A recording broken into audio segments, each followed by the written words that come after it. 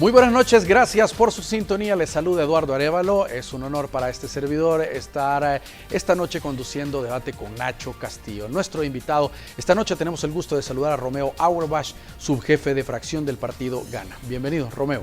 ¿Qué tal, Eduardo? Buenas noches y buenas noches a todos los televidentes de Debate con Nacho, solo que hoy será Debate con Eduardo. Debate con Eduardo será esta noche, Romeo. Pero tienen barba los dos. Muy bien, gracias por acompañarnos. Tenemos varios temas que vamos a estar abordando, por supuesto, en la entrevista y desde ya a ustedes para que puedan participar en el último segmento con sus preguntas a través de las diferentes plataformas que ya conoce. Vamos a saludar a quien hace posible este primer segmento de debate, la Central de Seguros y Fianzas, líder en fianzas. Los salvadoreños somos valientes. Somos solidarios. Juntos saldremos adelante. Como siempre, ánimo y a luchar. Protejamos a los que más amamos y caminemos juntos con fe. Comprometidos con el progreso de El Salvador. La Central de Seguros y Fianzas, su centro de confianza. Muy bien, Romeo. Hay varios temas en discusión en la Asamblea Legislativa muy importantes, pero quizás comenzar con esta reforma que fue presentada por el ministro de Seguridad sobre la reforma al Código Procesal Penal para que los delitos de corrupción pues no prescriban. Ha generado pues diferentes reacciones en diferentes sectores, me imagino también en la Asamblea Legislativa, sobre la legalidad o si habría alguna inconstitucionalidad en lo que se busca de fondo.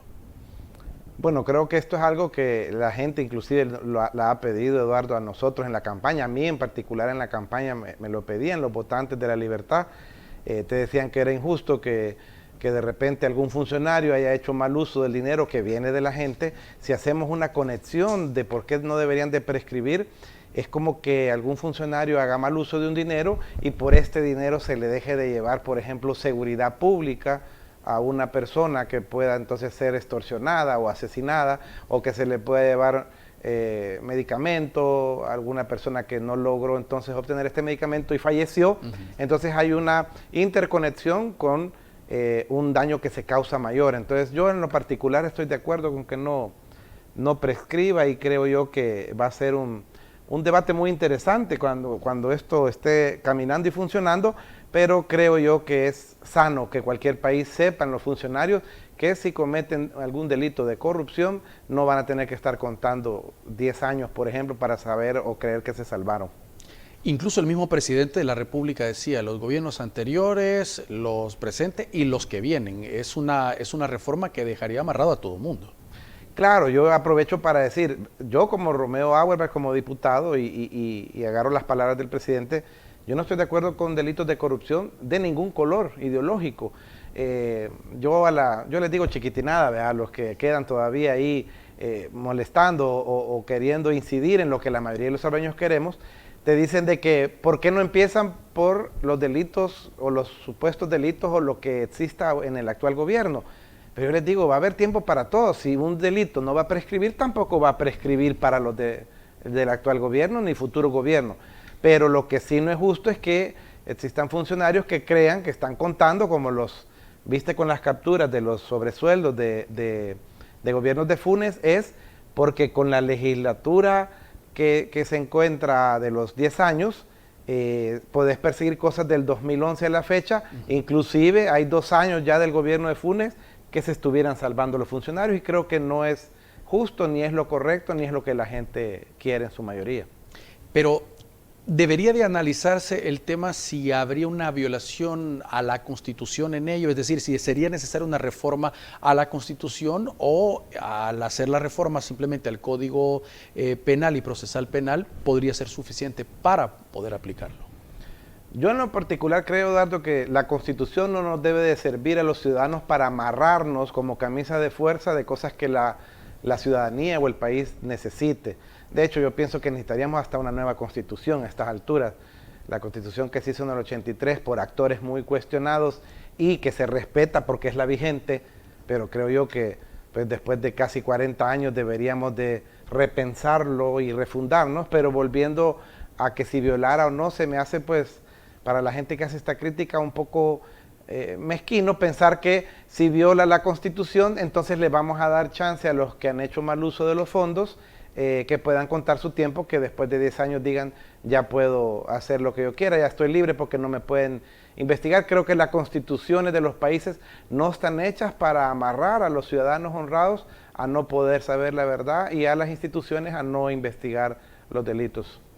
Ahora, con esta reforma se podría ya entrar a analizar posibles casos que se pudieran haber dado, no solo en el gobierno, como estamos viendo en los procesos que se están desarrollando en la administración del expresidente Mauricio Funes, la de Salvador Sánchez Serén, sino mucho más atrás, periodo de Arena o antes, si es que fuese necesario. Sí, definitivamente, en base al...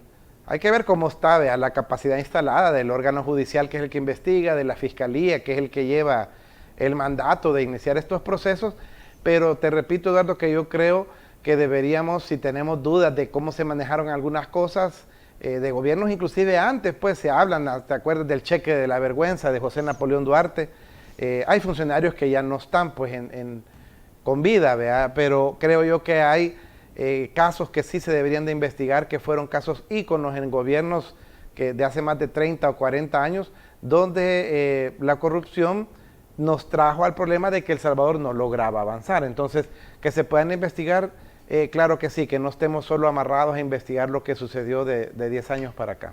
Ahora, esto manda un mensaje muy claro a la clase política también, independientemente de quién esté en turno, de decir, si vas a hacer algo, si vas a estar en la función pública y vas a cometer un delito, la vas a pagar hoy, más tarde, mañana o después. O sea, es de pensar, si alguien no tiene una intención clara de servicio público, llegar a un puesto, a lucrarse. Claro, imagínate nosotros que somos los que hoy por hoy en esta legislatura 2021-2024 estamos cambiando las leyes, nosotros podemos ser investigados posteriormente si estamos haciendo algún uso indebido de fondos o de enriquecimiento que sean ilícitos o irregulares. Te pongo el ejemplo que lo vivimos hoy, donde te dice abiertamente el ex vicepresidente de la República, Carlos Quintanilla, te dice que él pactó con Francisco Flores que para ser vicepresidente, o sea, no era ganga, ¿verdad?, sino que hubo una petición ahí, un condicionante, no eran tan nacionalistas como lo decían en sus spots. Él le pidió de requisito que aparte de su salario, le diera un salario adicional, o sea, un sobresueldo de $5,200. Entonces, a fin de cuentas, el llamado también es para los funcionarios, para saber que a esto nos metimos.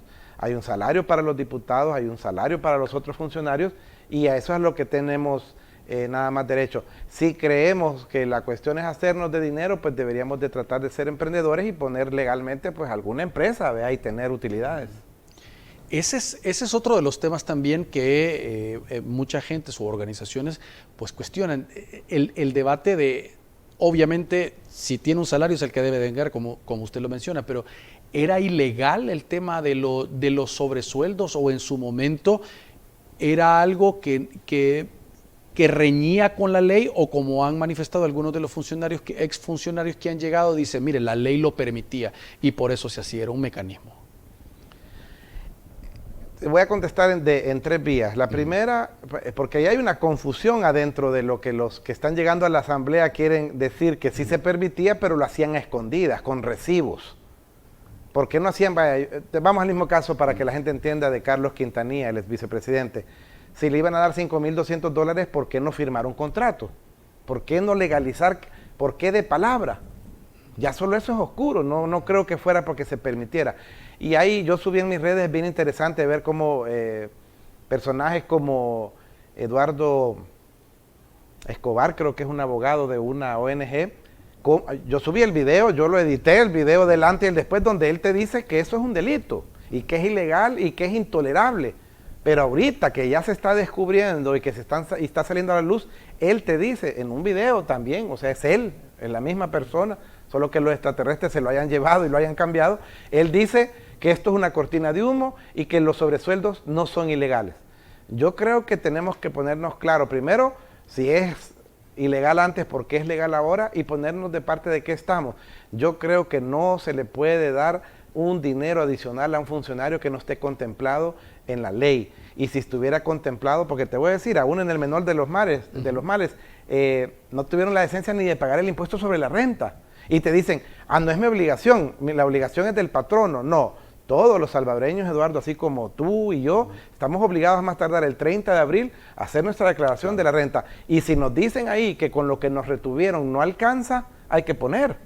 No es cuestión de que no quede en mis manos. Entonces, creo yo, Eduardo, que son ilegales, son irregulares, son antiéticos, no son transparentes y a fin de cuentas te servía como para comprar algunas voluntades o conseguir algunos silencios de funcionarios.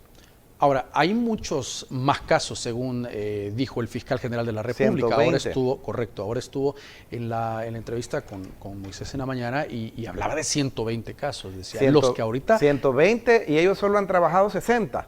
Correcto. Y de los 60 tú estás empezando a ver ahorita 11 o 12 casos. O sea, yo creo que hay que llegar hasta las últimas consecuencias y si son 120, pues entrarle con todo y felicitar al fiscal general Rodolfo Delgado, porque debemos de saber la verdad de lo que pasó y procesar a los que se puedan procesar legalmente.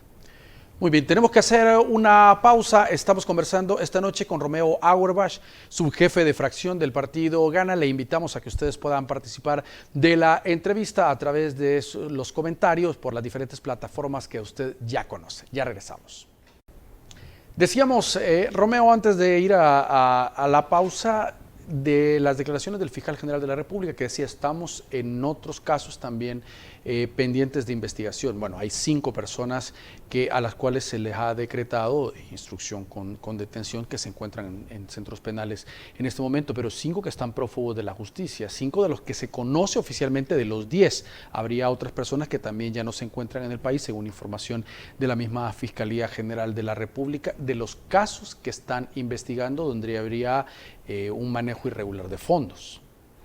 Y es importante tu pregunta, Eduardo, porque hay que aclararle a la ciudadanía para que veamos el panorama completo. La separación de poderes que habla la chiquitinada se está dando porque quien ha decretado la orden de captura contra estas personas que están ya en Mariona y en cárcel de mujeres y los prófugos como el expresidente Sánchez Serén es un juez. Y el juez pertenece al órgano judicial, no tiene nada que ver con el órgano legislativo y el órgano ejecutivo. O sea, el juez pudo haberles dado medidas cautelares, pudo haberles dicho que no procedían esos delitos. Ahorita hay alguien del órgano judicial, no el presidente de la República, no el diputado Auerbach, sino que hay alguien del órgano judicial que contempla que hay delitos en esa entrega de sobresueldo y los está procesando y los va a llevar a un juicio. Hay otro tema también, Romeo, que está generando bastante reacción a través de las redes sociales y los medios de comunicación, y es estas reformas también que paralelamente pues se va analizando a cargo del vicepresidente Félix Ulloa y una comisión ad hoc en la cual dijeron que estaría por presentarla el 15 de septiembre o antes del 15 de septiembre para que el presidente pudiese hacer un anuncio. Tú decías al principio de la entrevista que era importante hacer reformas a la Constitución, incluso una nueva Constitución, decías tú. ¿Por qué? Mira, en primer lugar, porque no podemos estar amarrados a una generación que contempló ponernos una constitución en medio casi de una guerra. Eduardo, estábamos en una guerra, ni siquiera se habían incorporado los señores angelitos del FMLN, no se habían incorporado al lado democrático, y creo yo que, aunque se debe respetar las constituciones y leyes vigentes, también se pueden cambiar, para eso están hechas, vea. Y creo que ya es el momento de cambiarla. A mí me gustaría ver en la Constitución referéndum, plebiscitos, quitarle el fuero a los funcionarios. Me gustaría ver más fuerte todavía el lado humano, el lado social de una Constitución. Entonces yo creo que la debemos de adecuar para los tiempos que estamos viviendo ahora, el Estado moderno que queremos ser, el Estado próspero, y que no sean leyes o Constitución las que nos amarre. Te voy a decir que cuando la gente dice, uy, quieren hacer unas reformas a la Constitución, cuando esta Constitución, Eduardo, llevaba 9 años, tan solo 9 años, en 1992, fue trastocada por todos lados con los acuerdos de paz. En la Constitución del 83 no existía la Policía Nacional Civil, no existía el Tribunal Supremo Electoral, el Consejo Nacional de la Judicatura, y no me alcanzarían los dedos para decirte todas las reformas que se hicieron en base y con la supuesta finalidad de los acuerdos de paz. Entonces, 9 años tenía esa constitución cuando se trastocó por todos lados. Creo que ha llegado el momento de refundar el país y me encantaría una constitución nueva. De lo contrario, ojalá que existan reformas buenas y profundas para que se aprueben en esta legislatura y se puedan ratificar en la legislatura de 2024. Ese fue uno de los temas que aclaró el vicepresidente. Dijo que no le habían entendido bien lo que había dicho porque en el escrito que habían mandado, el comunicado de prensa, pues se entendía que no iba a pasar por la Asamblea Legislativa, si estaba plasmado, sino que iba a ser a través de un plebiscito o un mecanismo de estos, que la población iba a decidir si se aplicaban estas reformas o no. Sale, aclara el vicepresidente y dice, no, tiene que ser la siguiente legislatura la que ratifique estas reformas constitucionales. Sí, aunque no nos tenemos que asustar por cosas que son normales, Eduardo. En 1983, cuando se aprobó esa constitución que tenemos actualmente vigente, se aprobó con una legislatura, la de 1982-1985, que fue electa no para hacer una constitución. Una vez electa esa legislatura, decidieron hacer una nueva constitución y se pasaron a llamar ellos Asamblea Constituyente. La presidió Roberto D'Aubuisson, el papá del exalcalde de Santa Tecla, y una vez que terminaron el proceso, que duró 1 año y medio, se promulgó la nueva constitución, que es la que está vigente con sus reformas, y pasó a llamarse nuevamente Asamblea Legislativa. Roberto D'Aubuisson se quitó de la presidencia y asumió la presidencia María Julia Castillo. O sea, es como que ahorita se hiciera algo similar. En aquel entonces no llamaron a elecciones para una constituyente. Eran elecciones para Asamblea Legislativa, que ya estando electo se convirtió en constituyente para de tajo hacer una nueva constitución. Pero parece que esperarán hasta la próxima legislatura, según lo que ha dicho el vicepresidente. Hasta ahorita, te lo explico porque te vuelvo a decir, esa gente que yo le llamo que sigue haciendo su crítica en los medios que tienen todavía, y eso está bien, es valedero, estamos en un Estado democrático y de derecho, te dan a entender como que hay que tener un miedo, por ejemplo, a que van a reformar la Constitución. Y ya te puse 2 ejemplos. La Constitución se trastocó en 1992 un montón por los acuerdos de paz, pero inclusive nació de una Asamblea Legislativa que se autollamó constituyente para realizar una constitución de la República y luego volver al estado natural, que era la Asamblea Legislativa. En este caso, lo que yo he escuchado hasta ahorita es que van a presentar esas reformas, tiene que pasar por nosotros, no es que el presidente de la República va a hacer esas reformas a la Constitución, ni el vicepresidente, pasan a la Asamblea Legislativa. Se necesita la iniciativa de al menos 10 diputados y luego se necesita que 43 la aprobemos, y en la legislatura del 2024-2027 que 56 la ratifiquen. Ese es el proceso. Una de esas reformas establece la creación de un tribunal constitucional. Dijeron que estaría separado de la función actual de la Corte Suprema de Justicia. Quizás es una de las hay gente que dice, pero ¿para qué si ya existe la sala de lo constitucional? ¿Qué sentido tendría tener un tribunal paralelo? Bueno, vuelvo al punto donde todo eso es normal. En otros países, aquí nomás en Guatemala hay un tribunal constitucional, en varios países existe. Creo yo que sería sano, Eduardo, porque vimos ya el ejemplo que una sala de lo constitucional, sobre todo no la que nosotros sustituimos, sino que la anterior, ellos se creían el último poder, ellos decían que después de ellos Dios, y no es así. La actual conformación de la sala de lo constitucional los mete a ellos dentro de una corte plena, de la Corte Suprema de Justicia. Es mentira, lo que pasa es que nunca lograron ejercer ese grado de poder. Es mentira que la sala de lo constitucional era la última instancia. Encima de ellos estaba la Corte Plena, que eran los 15 magistrados, y nunca se atrevieron. De hecho, esta sala que yo te estoy hablando destituyó presidentes de todas las instituciones que quiso, e inclusive destituyó magistradas de la Corte Suprema a su antojo, y creo yo que sería bueno tener un ente, una institución separada de la Corte Suprema, para que sigan viendo ellos los casos penales, civiles o mercantiles o contenciosos, y exista un tribunal constitucional que sea el garante de ver que se cumpla la Constitución. Tampoco no de interpretarla como hicieron las 2 antiguas salas, de que ellos te cambiaban la Constitución. Si, el ejemplo más claro que pongo es cuando se les ocurrió violentar que la Constitución dice, yo no estoy en contra de los candidatos no partidarios, pero pongámoslo en la Constitución. La Constitución actual de nosotros dice que el único medio para accesar al poder son los partidos políticos. Pero a ellos se les ocurrió que no era el único medio y pusieron los candidatos no partidarios. Otra de las propuestas es establecer Contraloría Social.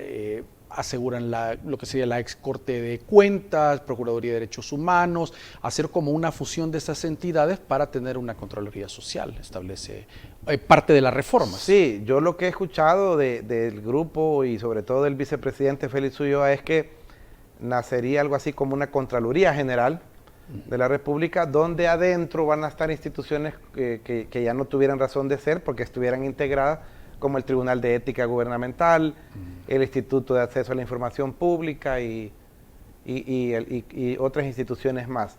En otros países funciona así, son contralorías, hace el mismo papel que el fiscal general, solo que el contralor general te lleva antes las investigaciones y auditorías y si amerita te lo pasa a un juzgado de cuenta, donde ya puede un juez ver si has hecho buen uso o mal uso de los fondos que la Contraloría General te está acusando o investigando. ¿Tú crees entonces que no hay que tener miedo a plebiscito, referéndum, revocatorias de mandato, estos mecanismos que están en otros países? ¿Podrá funcionar en nuestro país? Ojalá que sí, no hay que tener miedo, todo lo contrario. Nos debe de emocionar y nos debe de dar alegría que pudiéramos tener de repente los salvadoreños el control. Si retrocediéramos el tiempo, eso ya no lo vamos a cambiar. A mí me hubiera gustado que nos preguntaran si queríamos el dólar o no. Porque hay decisiones que son demasiado profundas, que marcan a un país, que está bueno que hagan los referendos o plebiscitos necesarios y que la población decida, como lo hace Inglaterra. Ellos decidieron salirse de la Unión Europea en un plebiscito que hicieron y se respeta. No lo decidió ni el Parlamento Europeo, ni la reina, ni nadie, sino que el pueblo dijo, nos queremos salir de la Unión Europea, el famoso Brexit. Muy bien. Estamos conversando esta noche con Romeo Auerbach, subjefe de fracción del partido Gana. Tenemos que hacer nueva pausa y ya regresamos con más de la entrevista.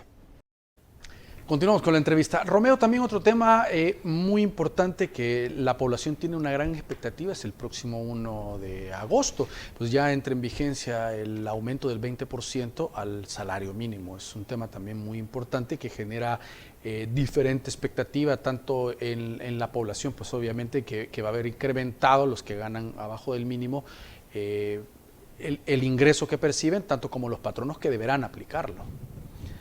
Yo lo que creo es que la población antes de las elecciones, Eduardo, nos pidieron varias cosas, entre ellas estaba lo del salario mínimo, por supuesto más trabajo, porque el que no tiene trabajo no le beneficia que suban el salario mínimo, no tiene trabajo. El tema de las AFPs, quiero tomarme unos segundos para decirte, porque los amigos preguntan, estamos trabajando en eso. Yo en lo particular he tenido bastantes acercamientos y reuniones con el jefe de fracción de Nuevas Ideas, Cristian Guevara, pero el tema de las pensiones, aunque volvamos a instalar la subcomisión ad hoc de las pensiones, es un poquito más complejo, pero lo vamos a resolver. Pero aquí también estamos atacando un problema que tiene el 25% de los salvadoreños, porque son los que cotizan, el otro 75% no, y yo quisiera que ese 75% también tenga la posibilidad de tener una pensión cuando llegue a la edad de retirarse o a la edad madura, a la edad vieja. Pero con el tema que me preguntas del salario, no lo veo tan complicado para los patronos porque el gobierno, por vía Bandesal, va a dar un subsidio, Eduardo, a las empresas de hasta 100 empleados, que son empresas grandes de hasta 100 empleados, para darles durante 12 meses lo equivalente al aumento de los que ganen el salario mínimo. El salario mínimo pasa de 304 a 365, lo cual nos indica que esos $61 por empleado durante los 12 meses contando desde agosto, el gobierno los va a subsidiar. No es un préstamo, no tiene que ser retornable, es un subsidio que se va a dar.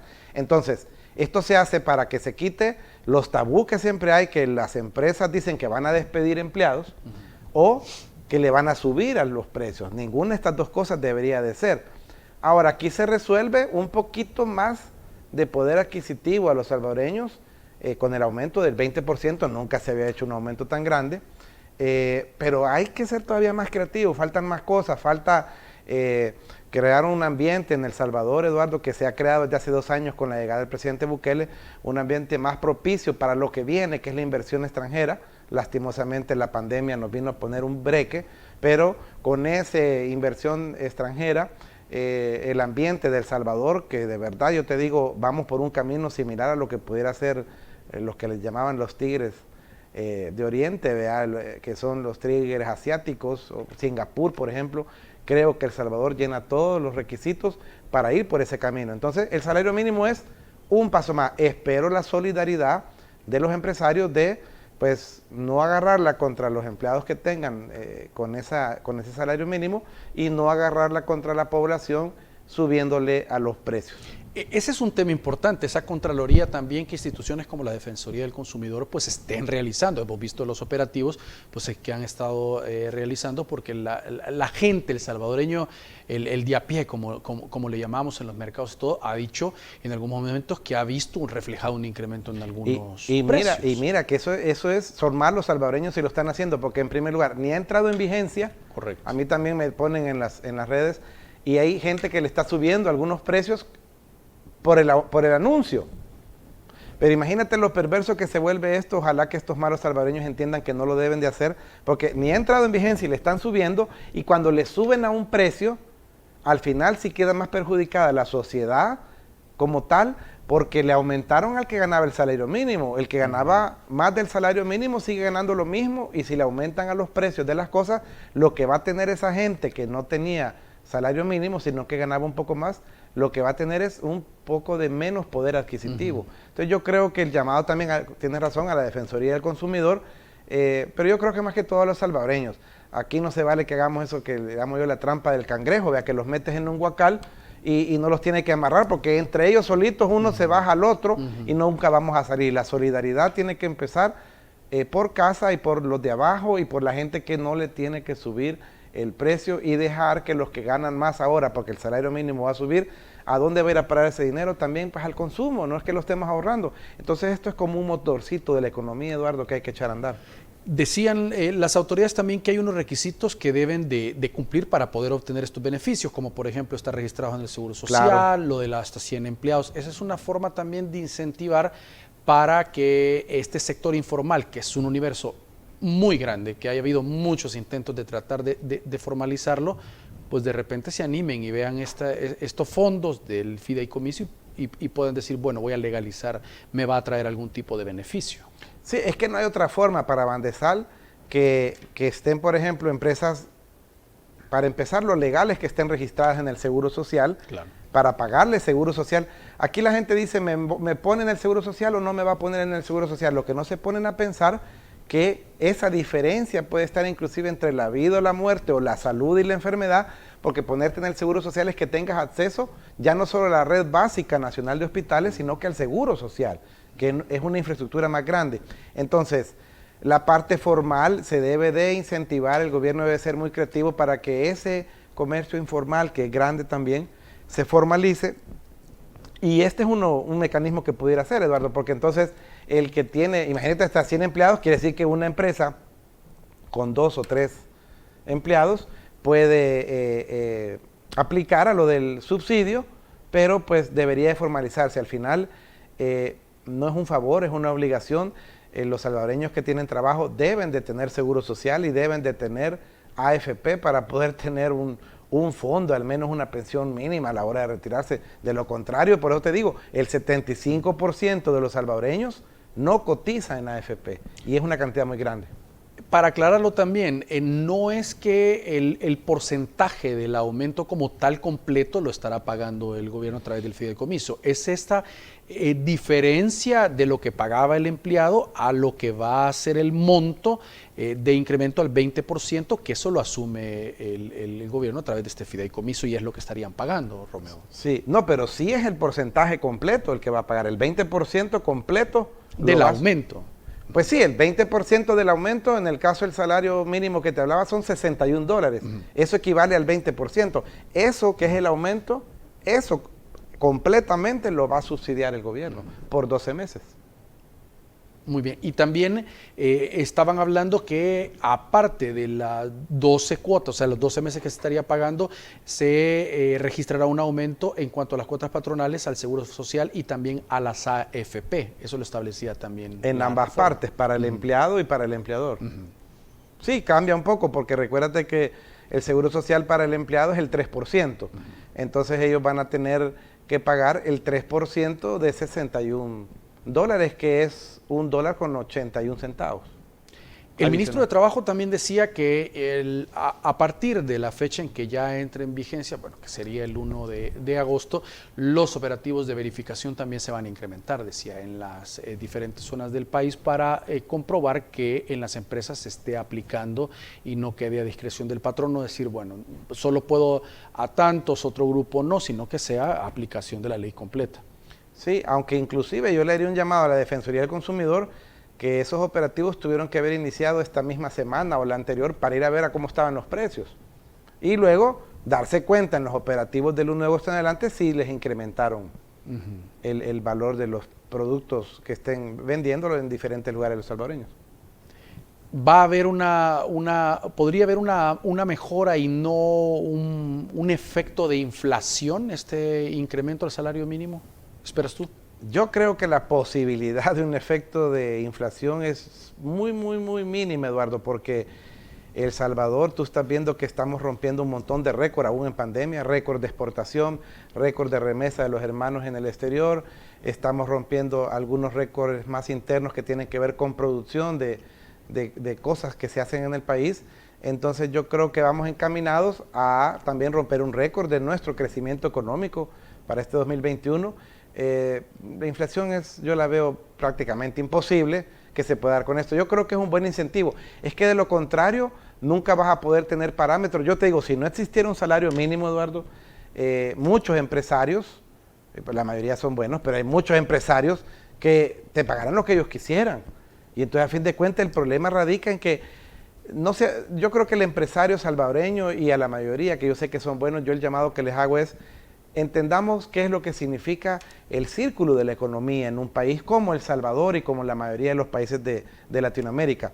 El ingreso o salario que obtiene un ciudadano prácticamente se va siempre al consumo. Aquí es poco lo que uno, además no logras ahorrar. De hecho, lo que puedes hacer es ir a hacer un préstamo. Entonces, si se va en consumo, ¿qué significa si la gente logra ganar más, Eduardo? O logramos tener que más gente trabaje. Que ese dinero lo van a ir a consumir a los supermercados, a las gasolineras, a las tiendas. Entonces, se vuelve el ciclo económico, el círculo económico se vuelve más grande y arranca lo que le llaman los economistas el motor económico. Entonces, creo yo que más que pensar en inflación, ojalá que lo que sucediera es que arranque con mejor marcha todavía la parte de economía que está arrancando muy bien. En y tú mencionabas también hace un momento una apuesta que se hará, tanto a través, me imagino, una reforma en la Asamblea como iniciativas del gobierno para la atracción de más inversión. Sí, que eso tiene que ir de la mano. Inclusive te voy a decir que cuando entre en vigencia lo del Bitcoin, que la gente lo va... Fíjate que el tema Bitcoin es tan sensible que el problema está que como hay personas, yo tengo conocidos que me dicen, mira, a mí realmente yo apoyo todo lo que están haciendo porque El Salvador está cambiando, pero explícame qué es eso, si no lo logran entender. Y yo creo que la primera explicación que le tenemos que dar a la gente, a la mayoría de nosotros, me voy a incluir, los que no queramos ocupar Bitcoin, Eduardo, no lo ocupemos. No hay nada, no hay ningún problema, no te obligan como tal a que lo ocupes. La ley, si bien en el artículo 8 dice que deberá, pero más adelante te pone las excepciones como quien dice, tú lo que tenés que tener es una oportunidad más para poder vender en Bitcoin. Si tú vendes pan dulce y con el Bitcoin pudieras tú duplicar tu venta, pues tú lo harías. Y el Bitcoin lo puedes inmediatamente pasar a dólares. Lo que yo te digo que va a venir gente, porque hay 6.800 billones de dólares en Bitcoin, en gente que tiene su dinero en Bitcoin, que va a ver El Salvador como un destino para poder venir a gastar, a pasear o lo que quieras, e invertir también. Y eso lo vas a notar en el crecimiento económico y en oportunidades de empleos para la gente. Muy bien, vamos a la última pausa de la entrevista, ya regresamos. Muy bien, gracias por continuar con nosotros y decíamos que este espacio, el último de la entrevista, lo íbamos a destinar para la participación de nuestros televidentes esta noche, para las preguntas a nuestro invitado Romeo Auerbach, subjefe de fracción del partido Gana. Así que vamos contigo, Mao, para algunas de las preguntas, las interrogantes para el diputado. Gracias, Eduardo. Muy buenas noches al diputado Auerbach. Vamos con algunas preguntas de nuestros amigos televidentes. Felipe Roldán es el primero y nos escribe: muy buenas noches, interesante temática. Me gustaría preguntar al diputado Auerbach, desde su punto de vista, ¿cuáles son los principales aportes que ha hecho la actual legislatura para el rumbo del país? Amadeo Martínez pregunta: diputado, ¿cree que si no fueran mayoría en la Asamblea se hubiera podido investigar casos de sobresueldos en la Asamblea? Carmen Elena escribe: los salvadoreños no tenemos control, así como lo afirma usted, diputado Auerbach. ¿Consultaron la ley Bitcoin con la población? ¿Sí o no? Pregunta Carmen Elena. Enrique Peralta dice: hoy hubo protestas en el Ministerio de Obras Públicas por el atraso de pago de planilla y el endeudamiento está a tope. La última emisión de bonos del gobierno fue desastrosa, dice Enrique Peralta. Pregúntale al señor Auerbach de dónde le gustaría ver cómo se financian los plebiscitos y los referéndums. Finalmente, Ana Aguilera pregunta: ¿qué casos de ilegalidad no prescribirían si se hacen cambios a la Constitución de la República? Vamos al set para las respuestas del diputado Auerbach.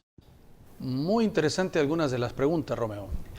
Sí, a ver si logro y si no me acordase.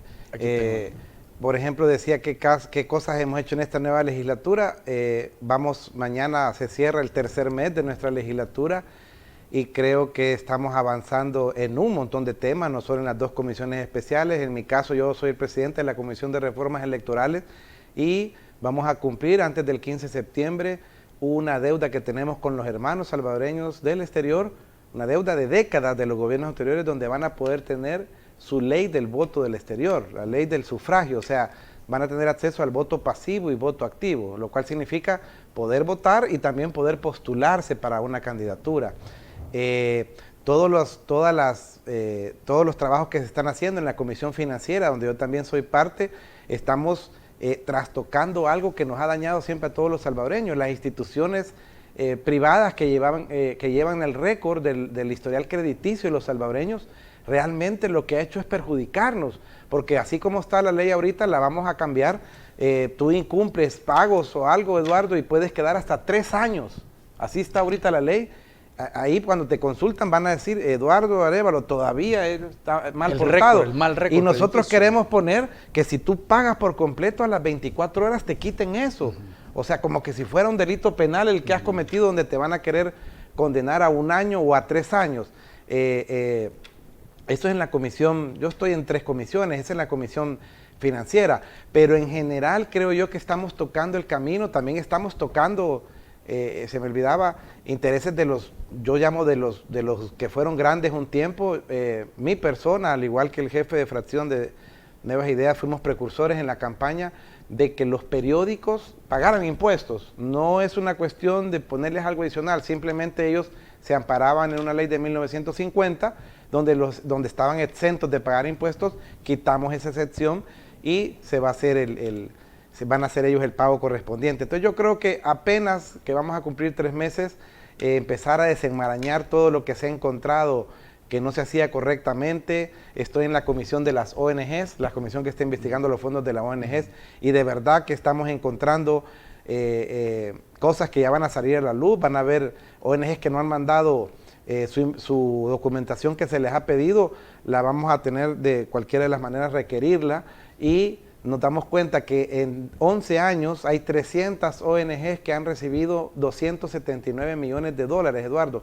A mí no es que me guste poner el ejemplo con una en particular, porque esta es información pública, pero la Universidad Centroamericana, la UCA, ha recibido en diferentes años la suma de más de 5 millones de dólares en donación, como la Asamblea Legislativa lo pauta así, a una universidad que yo la considero muy buena universidad y sólida. No creo que necesite esos 5 millones donados. Probablemente es la forma de que tenían los diputados de las legislaturas anteriores a ONGs como esas, o a ONGs propiedad o vinculadas de los mismos diputados, como vimos en el caso de de ONGs ligadas a miembros del FMLN, como de otra forma de saquear el país, agarrar un dinero que es del país y se la doy a la ONG que es mía también. Entonces yo creo que en 3 meses vamos bien, pues no soy yo el que lo debo decir, sino que la gente, no sé si se me escapaba otra cosa.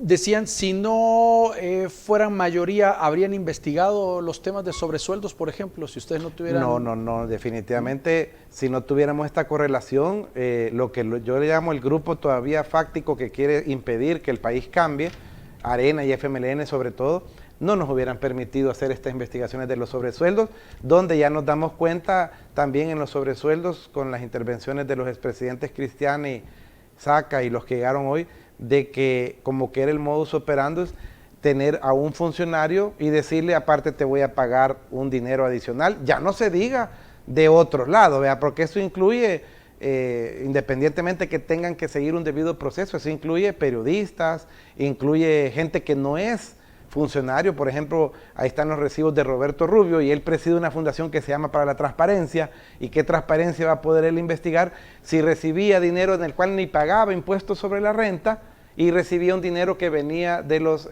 fondos reservados de la nación. Mira, decían también, ¿por qué la ley Bitcoin no fue consultada? O si consideran que habría sido consultada lo suficiente con la población. Eso decía una Lo que pasa es que en la interrogante del ciudadano va implícito mi petición. Yo quisiera que la Constitución tenga plebiscito y referéndum. Entonces, ¿cuál fuera la tarea de un gobierno? Ahorita no lo tenemos. No hay, tú me dices lo que ella puso, ¿vea? Que si fue consultada. ¿Cómo le preguntas ahorita si no hay ese mecanismo? Hubiera que ser, existiendo el plebiscito y el referendo, el gobierno tuviera que decir quiero aprobar el Bitcoin como otra moneda más de curso legal, promover cuáles son sus ventajas y luego preguntárselo a la gente. Ahora, creo yo que si se hace esa reforma en la Constitución lo vamos a poder tener, pero creo que el Bitcoin viene a ser le digo a la gente que tiene que tener tranquilidad, es una moneda adicional, nadie está quitando el dólar, es muy diferente a lo que nos hicieron realmente, porque cuando vino lo del dólar, que eso fue de un día para otro, o sea, eso entró, ni siquiera el presidente puso en el 2017, hay un tuit del presidente del 2017 donde dice que el Bitcoin va a funcionar como moneda. Lo del dólar lo pusieron de un día para otro, entró en la noche, se aprobó y punto. Entonces creo yo que hay que ver el lado bueno, hay que buscar que exista, que los salvadoreños puedan tener el derecho de referéndum y de plebiscito para temas de trascendencia nacional. Y también decían sobre la protesta por falta de pago en el Ministerio de Obras Públicas, o más bien, así lo planteaba la llamada, pero era el contrato colectivo, un reajuste que no se había logrado, según la información. Decía, ¿y esto no es parte del endeudamiento del país y que no tienen fondos para pagar? Decía una de las preguntas. Bueno, dos cosas. En primer lugar, yo lo único que vi del Ministerio de Obras Públicas es que otra vez te repito, no sé si fue el Diario de hoy el que puso que había una protesta y ya tenían encerrado al ministro de Obras Públicas y él solo puso caritas de jajaja porque no estaba quizá ahí encerrado, no sé de dónde se sacaron eso, pero sí tenemos que entender algo como un llamado final a los amigos que nos ven. No El Salvador, amigos, todo el mundo con la pandemia ha tenido que endeudarse hasta donde ha podido porque lo que ha pasado en todo el mundo en los últimos 18 meses es un retroceso económico, un decrecimiento económico. No hay un país que pueda decir que empezando la pandemia y 12 meses después haya tenido un crecimiento económico, todo lo contrario, y se perdieron millones de empleos a nivel mundial. Ahorita empezamos el camino de la recuperación. Lo que hay que conseguir es fondos, porque después ni van a haber fondos tampoco, y en la Asamblea estamos aprobando fondos que estuvieron por 14 o 15 meses en la legislatura pasada, ahí engavetados, que los necesita el gobierno porque el gobierno ha estado luchando de manera correcta para la pandemia, lo reconoce el mundo entero, ha estado luchando contra la pandemia y creo que es justo que se le den todos los mecanismos que necesite para hacerlo de la mejor manera. Ahora, sin llegar a los límites, Romeo, también es importante de lo que se pueda pagar también de esa deuda, ¿no? Sí, pero fíjate que hoy por hoy andamos rondando entre el 82-85% de endeudamiento del Producto Interno Bruto. No es consuelo, como dicen, porque sería consuelo de tontos, pero muchos países de Europa andan arriba del 110%. ¿Por qué? Porque la pandemia nos ha golpeado a todos. Y faltaría ver qué va a pasar con el camino que va a tener El Salvador, a diferencia de vecinos, por ejemplo, de Guatemala y Honduras. El simple hecho de tener un crecimiento económico en el 2021 nos puede poner para el 2022 en una plataforma un poquito hasta mucho más aceptable y positiva de lo que están quizá la media de los países en el mundo. Romeo, gracias por acompañarnos esta noche. Gracias a ti, Eduardo, y gracias a toda la gente que nos ve en televisión. Por favor, siempre termino mis programas diciendo que el COVID no se ha ido y que ocupemos la mascarilla y el distanciamiento social. Comparto también esa visión que hay que protegerse. Gracias a ustedes. Buenas noches.